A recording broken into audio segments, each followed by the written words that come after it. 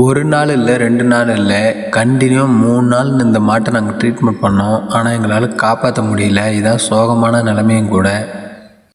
மாட்டோட நிபந்தமான உண்மை இதுதான். அதை ஃபஸ்ட்டு நல்லா தெரிஞ்சுக்கிங்க. மாடு படுத்துதுன்னா, மாடாக இருந்தாலும் சரி, கன்றுக்குட்டியாக இருந்தாலும் சரி, படுத்தா அது சரி பண்ணுறது ரொம்ப கஷ்டம்தான். மாட்டுக்கு நாங்கள் கொடுக்குற 40% மருந்துனா, நீங்கள் கொடுக்குற சப்போர்ட்டு தான் மீதி 60%. நாங்கள் எந்த அளவு சப்போர்ட் கொடுக்குறோமோ, நீங்கள் அந்தளவு சப்போர்ட் கொடுத்தா தான் மாடு சரியாகும். அதை ஃபஸ்ட்டு நல்லா தெரிஞ்சுங்க. இது 2வது நாள் ட்ரீட்மெண்ட் பண்ணோம். 2வது நாளுக்கும் நாங்கள் அதுக்கப்புறம் 3வது டைம் ட்ரீட்மெண்ட் பண்ணும்போது மாடோட நிலைமை இதான். அவங்க பெரட்டியும் போடலை, எந்த ட்ரீட்மெண்ட்டும் பண்ணலை. நாங்கள் கொடுத்த இன்ஜெக்ஷன் குளுக்கோஸோட சரிதான் மாடு.